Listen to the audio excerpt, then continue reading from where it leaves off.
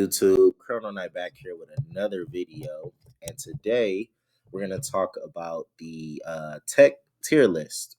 And so what I did was compiled a bunch of tech cards that you can use in Chaos Galaxy in the current meta, based on the current ban list and things like that. And we're gonna kind of discuss like how viable these different cards are, and whether or not you should be using them or considering using them if you haven't before. And so before we begin, let's first start off by talking about the different tiers that I have here. So tier list videos have, was particularly with staples, quote unquote, and tech cards is always a little weird for me, but we're going to give it a shot. And so the first category I call potential staple. And that category basically means that I really recommend running this particular card in the main deck, or saying that it's so impactful that you might want to consider running it as much as you can, just because of how strong it is. And maybe it's a really, really generic card that is going to benefit you pretty much in every matchup. The reason I like to say potential staple instead, though, is because um, I like when people kind of challenge the way that decks are built, and don't want to make people feel like they're limited, or like if you're not playing this card then your deck is bad, because that's not necessarily the case. Chaos Galaxy is a really good game in the sense that you can kind of play around with different cards and different strategies, and different things can still be viable. Next I have solid, which is like the card is really, really good, very, very impactful. But if you're not running it in your main deck, I mean, it's fine. It might benefit one type of strategy more than others, and you should still kind of consider running that card. The next category is sideboard worthy. So I think that if you're trying to cover particular matchups, it's really good to have in the sideboard. But if you have it in the main deck, it might make your deck a little bit inconsistent. And so you kind of want to consider using it sparingly, right? Or maybe just using it for a particular matchup. Then the category after that is called Be Careful. Basically, what that says is like you could run it, but you really either have to know what you're doing, or you just have to be wary of um, the pros and cons of running that card, right? So a particular card that you use might not necessarily be good, but it has some potential. And so you're kind of taking a risk, right? So it's kind of like a high risk, high reward. And then the very last category is not worth. Like, I either there's so many other cards that are just better options or get the job done in a different way, or the card actually hurts you more than it's impactful. Okay. So I think that kind of breaks it down. And I think that's going to be my thought process or moving forward as far as these like staple or tech card tier lists. All right, off the bat, we have activation, activated, activator. Definitely a potential staple. With it being limited to one, it's even more like you really want to have it, because it's really hard to keep other activators in check without a card such as this.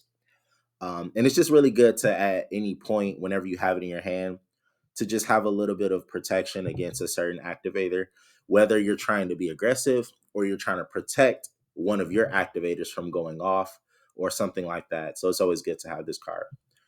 Next is Blaze Elixir. I'm going to put Blaze Elixir in the Be Careful category, which could be somewhat of a hot take. And the reason I'm saying that is because every deck doesn't benefit from having Blaze Elixir, and Blaze Elixir in itself could be a brick if your deck is not designed to take advantage of it, right? And you also have to consider whether or not your deck is structured to be more aggressive, more kind of mid-rangey, or somewhat of a control style. And so you can almost have conflicting styles. Like if I want to play really slow, but then I put Blaze Elixir in, it's kind of an awkward position that I'm putting myself in. And so it's not necessarily a bad card, but just be considerate because it's an attachment and could be a brick if you draw it at the wrong time. Next is Burning Damocloid. Now I was kind of conflicted between this one. I'm actually going to put it in solid. And the reason I'm going to do that is because I think it's always impactful no matter what matchup it is. But the losing 4 stars is something that you kind of want to be a little wary of, and there may be already built-in options within your deck where you don't need like a strong resource removal. I've really only seen this run in maybe one or two types of decks. Um, and in those particular decks, I mean, it is pretty impactful. And even if you do run it generically across other decks, it's still not a bad card. So I'll put it in solid for now. Next is Beast of the Black Hole. This is kind of hard to go without saying.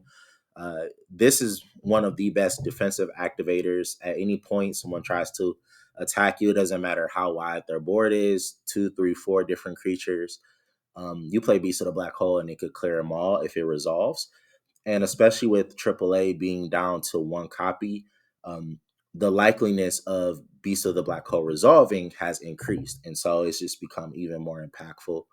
And I highly recommend you run it in every deck that you have. Next is Homing Seeker. The text says whenever your opponent plays an attachment card, you can basically like redirect where the attachment card goes. I'm gonna put that in not worth. The reason being is that when they play the attachment card, well, first of all, you have to have this in hand at the exact moment that they play the attachment card. And that just becomes a little bit too bricky and very inconsistent. And so you're not really relying on it. And then even in the current meta, attachment cards aren't necessarily that popular anyway. And so there's just so many other better options you have to protect yourself against different types of attachments. The next one we have is Meteor Blaster.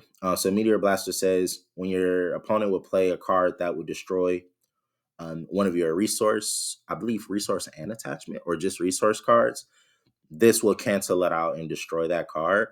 Um, this one is a little tricky, and the reason I say that is because I think permanent resources are kind of creeping back into the meta. Two of the top decks already use permanent resources, but because of the meta starting to balance out, then control decks are starting to pop up a little bit as well. And so if you're running a deck that has a lot of permanent resources, or even if you're running a meta deck, especially with the Blue Flame Tower being down to one copy, you might want to consider some type of protection for it. Um, I would put it in be careful, because if you're running a control deck and you're trying to protect everything, you're sacrificing a lot of consistency and firepower because you're not running as many creatures just to protect those permanent resources. So you really, really have to know what you're doing. And then even if you're playing one of the top meta decks that has a permanent resource, I think there are other options that you can consider. Um, but I do see the viability because of how the meta is shifting, and so I'll leave it and be careful for now. Charge Blaster, I would say it's a solid card. Just instant removal. If your deck has really good star economy, at any moment it could just blast a particular card off the field. And because it's not an activator, it does play around AAA and kind of could put your opponent in a weird position, especially if they don't have any way to interact with your resource cards. Deep Space Lighthouse. I will put that in the sideboard worthy category. It's kind of tricky. It's kind of tricky because you could almost put it in solid depending on what deck you're playing. But typically it's run as a sideboard card. And one of the strategies is to run a particular planet of an opposing deck that you think you might face. And if your deck isn't relying on running your own planet, you can swap the planets and then play Deep Space Lighthouse. And at any moment, you can take over one of your opponent's creatures because they all would come from the same planet. So that's the gimmick there. Next, we have Pelfam.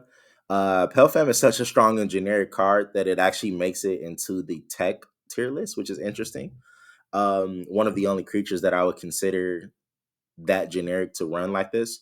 Um, when you play it, you can bounce any card back to its hand. And I think the power of it being any card just makes it that much more impactful because it could get rid of an annoying permanent resource, an attachment card. You can bounce a creature back to the hand. And then if it's a high value creature, that puts your opponent in an awkward position where they might not have the stars to play it back again. And so Pelfam is just really, really good. Um, I the reason I toggle it between solid and potential staple is only because you don't have to run it, but in almost every deck that can manage the economy, it is good. So I'll keep it at like the bottom of potential staple so far. Next is Quora Comet.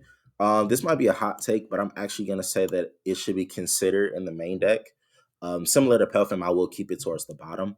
But I think with the way, like I said, the top meta decks and how they use their permanent resources, it is really good to have the option to snipe that permanent resource if your opponent is misplaying, or if you catch them in a position where the permanent resource is stuck on the field, or they're not using it the best way. Excuse me, something like that.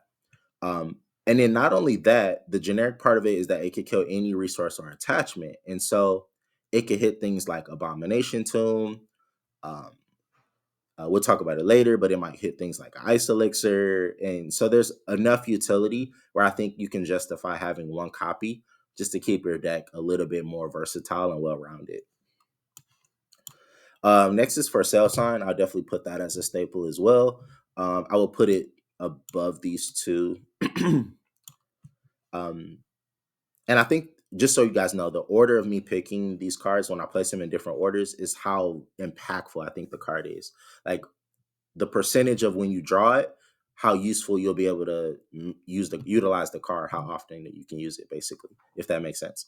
So for Cell Sign, when you draw it, it's removal and it can still a creature all in one. And so this one card could break a board and get you damage if you have the stars necessary. And if you already have a star advantage, it puts your opponent in a weird position where you're bouncing the card back and forth. But if you have more stars than them, then they're always in the awkward position of, I'm going to run out of gas before my opponent does. Next is Crash Landing. When your opponent plays a card, you cut their health in half. I would say not worth it. If you're going to run this type of activator, you're better off just running KO.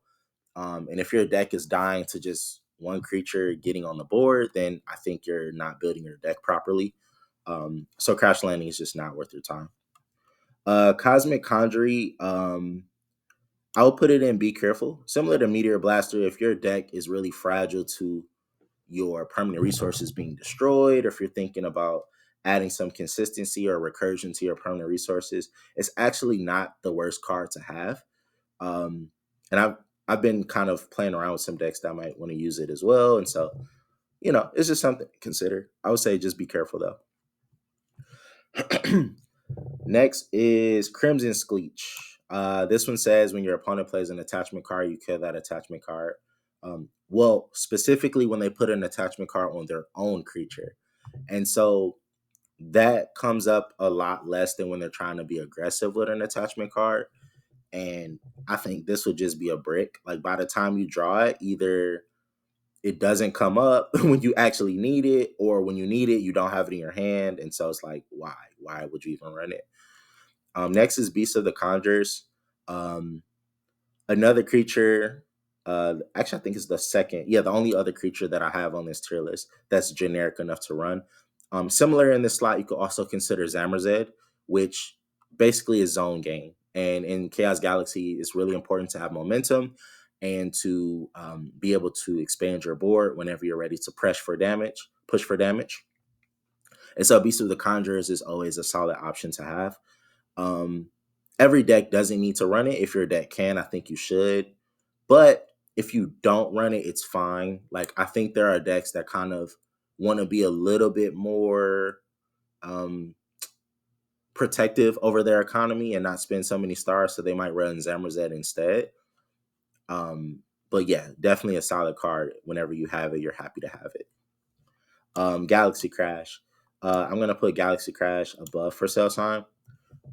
Super powerful card. Like I said, Chaos Galaxy is a game of momentum, and so at any point when you can just clear every creature off of the field, um, normally your field is empty, and so when you play this card, you're just killing all your opponent's creatures, and that gives you an opportunity to start making plays and pushing for damage, or getting rid of a very annoying creature that was hard to remove beforehand. Divine Doom. I'm actually gonna put Divine Doom in towards I'll say like after Demo Club, towards the top of Solid. I think it's better than Charge Blaster because you're not spending stars. Like, if your deck already has some Sentient creatures that you don't mind getting rid of, which Sentient has a lot of small creatures that can be splashed, like Orbalv or Shakafly, where you can just kind of pitch it and you clear all your opponent's creatures. And I think it's really, really powerful. If it wasn't kind of like for that niche restriction, it would be even better than Galaxy Crash. Because if you have your own creatures on the board, you're only killing your opponent's creatures, whereas Galaxy Crash is going to clear everything. But definitely a solid card nonetheless if your deck can take advantage of it. Double-sided spear. I'm gonna put that in not worth. Basically, what it says is that you attach it to your creature and you attack into someone else, and then even if your creature would die, both creatures would die. And so you kind of like you trade your creature for their creature, but you also committed another card in your hand. And so maybe there's better ways to do it, like KO, for example, which we would get to, where you can kill their creature and still maintain your creature. So you're not trading one for one. So I really find it hard to consider a situation where this is better than things like KO, for example. Next is Eternity Amulet. This says whenever you kill a creature, you take over their power and health. Um, I would say be careful. Like some decks can really take advantage of this. Like I could see it being valuable in like a Ascendian deck, for example, because the planet card, if you have higher health, it helps protect all your other smaller creatures. But it can be a brick, and it's also assuming that you're attaching it to a creature that can swing over their creature. And so I would say be careful. You might hurt your deck consistency just by getting this one play.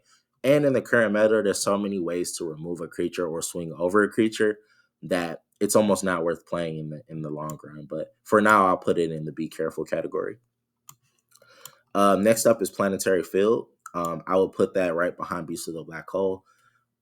Probably the second best defensive activator in my opinion.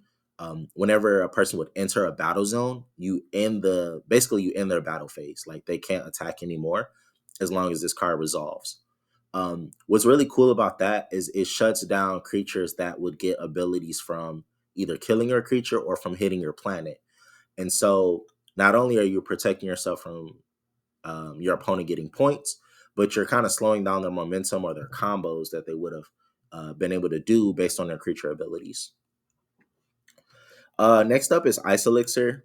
Similar to Blaze Elixir, I would say be careful. There are some good control strategies that can take advantage of Ice Elixir, but the problem that you put yourself in is that you're just kind of stalling or putting the game at a stalemate, right? Because you play Ice Elixir on a creature that you kind of want to sit there and to block the creature zone so that they're not attacking. But at some point, you're going to have to find ways to get damage too. And so you're playing it, but you're stalling. And then eventually, like, how are you going to get your points? It's something that you really need to consider. Um, I see some matchups where it could be like really, really impactful, but only temporarily. So just be careful. Next is Indigo Scleech. I would put this in. Hmm, this is tricky. It's somewhere between not worth and be careful, and the only reason is because it protects your creatures. Like Indigo Scleech stops your opponent from playing an attachment on your creature, and if you have a creature that's like, let's say, super high health or very impactful to your strategy, you might want to protect it. Um, this could be useful. Once again, it is kind of niche and kind of gimmicky, but if it's a creature that you are planning on setting up, it kind of would be happening, like it would proc more often, if that makes sense. Um, but for now, I'll just put it in the be careful category. Next up is Meteoroid Storm. I'm actually going to put Meteoroid Storm in sideboard worthy. The reason I say that is because, like I said, the impact of permanent resources is something that needs to be respected. And if your deck just like auto loses to something, like it doesn't hurt to just have it as an extra card in your sideboard if you're really, really concerned about that. For example, I was playing one of the top meta decks and I ran into a player who was running Warpole Territory mixed with Gallifection. And so Gallifection is killing my deck one card at a time because at the end of my turn, I have to discard the top card of my deck. And then Warport Territory is saying that any card over 5 stars, I can't enter the battle zone with it. So it's eating away at my deck with one card, and then the other card is slowing me down from getting damage and ending the game soon. And so it feels good to just not be stuck in an auto lose situation. And running it is not a problem. Um, I feel like it's a little worse than Crow Comment, because at least with the comment you can hit attachment cards as well, and so there's a little bit more utility with that one. But like I said, permanent resources might need to be respected more, and so Meteor Storm is not a bad card in my opinion. Next is Kabunk Battle Body. Attach it to a card to become Sindel, and if it's you get plus 30 for every other planet that it comes from. I've particularly used this strategy in the Sindel Mind Control deck, which you can see on my YouTube channel. Um, Not the best strategy right now, but even if you wanted to use it generically, I would probably say it's not worth it. Um, you're just getting a temporary boost, and there's other ways to like play around, you know, increasing your power of your creature or just playing better cards in general. And so I don't think it's worth making it a brick in your deck. So don't run it. KO is very solid. Every deck doesn't need it, but I feel like every deck that has it is happy to have it. Similar to Beast of the Conjurers, like when you have KO, you just know at any moment you could pretty much break one of the strongest creatures on the board with the highest health by dropping it back to 0. Um, like I said, every card doesn't need it, and if you're already running a deck that is well, very well built and has a good balance of creatures or solid forms of removal, you don't necessarily always need KO. And relying on it could put you in a bad position. So I don't think you should run a deck where you're just only relying on KO as your form of removal. But whenever you have it, I'm sure you're happy to have it. Abomination Tomb, I would say is solid. I would put it. Um, I'll put it. Yeah, it's definitely main deck worthy. I was just playing around with different things and seeing what I would, if it would change my mind. But yeah, no, definitely main deck worthy. I would put it up here next to For Sale Sign. Um, at any moment, when you have the right number of stars, you can bring back that impactful creature, which could often stem into other combos. I won't go into the plethora of examples, but just being able to revive a creature that's useful at that exact moment is always good to have. Next up, Seal of Eternity. Um, I'm actually going to vow for Seal of Eternity to be used in the main deck. This is more of like an advanced meta call, in my opinion, but I think a good choke point is stopping decks that try to bring their creatures back from the grave. And so, Seal of Eternity gives you so much coverage in that area because it's whenever people try to play a creature back from the grave or add the creature back to their hand. And so there's a lot of decks, even the top decks, that really rely on having creatures already in the grave. Um, and having Seal of Eternity just kind of cut them off right there. A lot of people aren't able to continue their plays after that point. And I'll get to this later, but I consider it to be slightly more impactful than Erratic Void, but we'll get to that bridge when we get there. Next is Abandonment, probably one of the best sideboard cards you can have. Um, The reason being is that there's a mixture of decks that are either focused on one planet or utilize multiple planets. And so whether or not you're playing either of those decks, if you're going against someone who you feel like is using enough creatures from different planets, this becomes like a mini galaxy crash in itself, where you're able to just snipe creatures that quickly or force them to protect those creatures from this form of resource removal. So I really like Abandonment. Next up is Lost Probe. I would say Lost Probe is actually a really solid card um, because it can add some consistency to your deck. If you're looking to get that really good engine piece or get the card that kind of like starts up your combos, a really basic example is like if you're playing Shape Knights, because the Trongulon Shape Knight, the green one, is down to one copy. The Gaios Shape Knight version of the deck has a Gaios as their planet, and so you can play Lost Probe and get Trong right to your hand immediately because it comes from a different planet from Gaios. And so now you're able to just start your plays. You're able to play Trongulon, get access to Lionel, get access to Hexator, and now you have your Shape Knight combo automatically ready to go.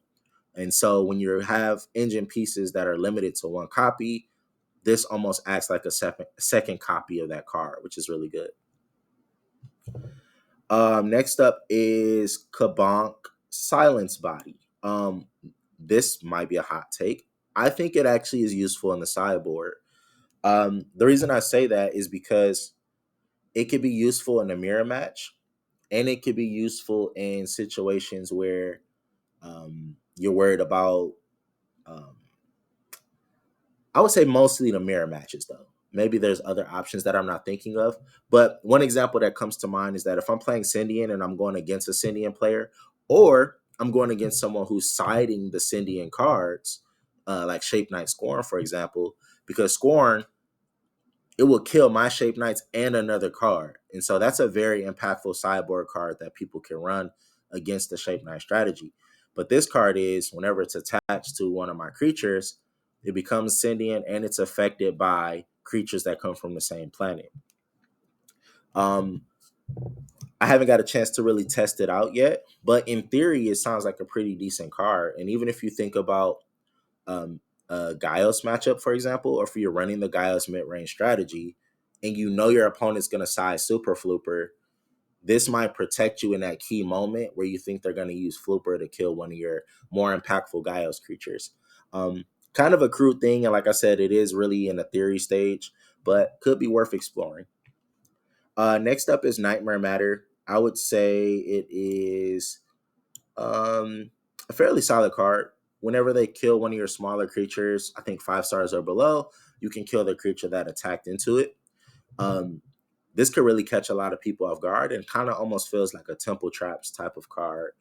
The reason I think it is more solid than it usually would be is because the meta is kind of shifting to like playing smaller cards, like the Blue Flame cards, for example. Like that whole deck can run with the highest star creature being 5. And so everything being small, and then you run something like this, it's always live, always active, and then you're clearing people's boards and you can follow up with a lot of damage on your next turn. So might be worth considering. Card consuming Cosmic Creator. I think I said that right. Kill one card in your hand, gain 6 stars. I'll put it at the top of be careful. It can be useful, but just make sure your deck really benefits from it and that it's really worth it. Like you're gaining 6 stars, but you are, killing something in your hand. And so strategies that benefit from having stuff killed, um, it's cool, but it could end up being bricky too. So just be careful. Monument to Creation, I'll put as a solid card. Um, it's actually somewhere between solid and potential staple, and I'll actually put it up here. The reason I put it up here is because pretty much every deck now that's viable competitively has some opportunity where they're trying to draw more cards, right? They have a creature ability that pops and helps you draw a card, or they have a resource card, or maybe they run Relic Hex Mine themselves, or the planet ability. There's multiple options, enough targets where I feel like you can justify running at least one copy. And even in some more extreme cases where you're going against things like the Chaos decks that use the moon, which they draw a lot, then having 2 copies is actually okay as well. Next is Omniplanetary Ticket, which says when your opponent attacks into you and deals you damage, you can free play a creature from either graveyard equal to the amount of damage you took in stars. And so if they hit you with a Beast of the Conjure, for example, for 3 points, then you can free play a 3-star creature from either grave. Now, I'm going to put that in solid. I would love to kind of play around with this card a little bit more. I haven't really considered it up until this point, but this could be pretty cool. Like you could steal a card from the graveyard, which kind of reminds me of Phantom Matter, or you can get back a key engine piece that you need to keep your combos going. And because it happens after your opponent attacks, it's really hard for them to interact with it after the fact because at that point they would need either AAA, which is at 1 copy, or Seal of Eternity, for example, which is pretty much run at 1 copy. A lot of people don't run 2 Seal of Eternities. And so I think there is a lot of potential with this card that we should consider moving forward. So I'll put it in solid. Shockwave 8, similar to Abandonment. If you're going to go against a key matchup where they're running a lot of high star creatures, well, particularly 8-star creatures, um, it could really, really help you help swing the momentum in your favor. Because similar to abandonment, I'll say abandonment's a little bit better though. You could just clear those big creatures off the board or force them to protect those creatures. Really good against the Palladium matchup, for example. Powerproof Suit and Powerproof Scanner. Don't run either of these cards. Powerproof Suit says attach it to a creature and it loses all its abilities. That's cool, but the game of Chaos Galaxy, like I said, is momentum. Like you want to clear creatures and swing and hit the planet, like attack. You want to get to the planet. So attaching it to a creature that you really should just focus on killing in the first place is the better option. Like just focus on killing it, not attaching it to make it lose its abilities. Um, Powerproof Scanner. The thing that hurts this card is it says if their ability happens when it's played, and it's very niche. Like there's only a handful of impactful creatures that have an ability that happens when it's played, and so there's better options, and we'll get to that very shortly. Relic Mine, I would say, pretty almost a staple at this point. Like being able to thin out your deck or you know draw extra card and just to kind of get to those more protective tech type of cards is like really impactful. Um, excuse me.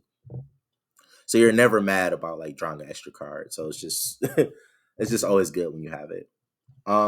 Super bouncy trampoline. I'm actually gonna consider this as I would say highly consider running this in the main deck. The reason I say that is because the strongest decks right now have really good creature abilities or creature removal type abilities.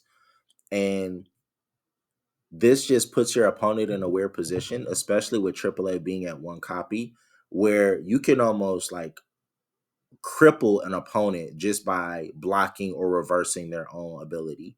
For example, against the Blue Flames, when Jakra tries to shuffle your creature, you can play Super Bouncy Trampoline. Now Jakra shuffles itself. And they lose the tower that they were using as cost because they still have to submit the cost to activate Jakra's ability.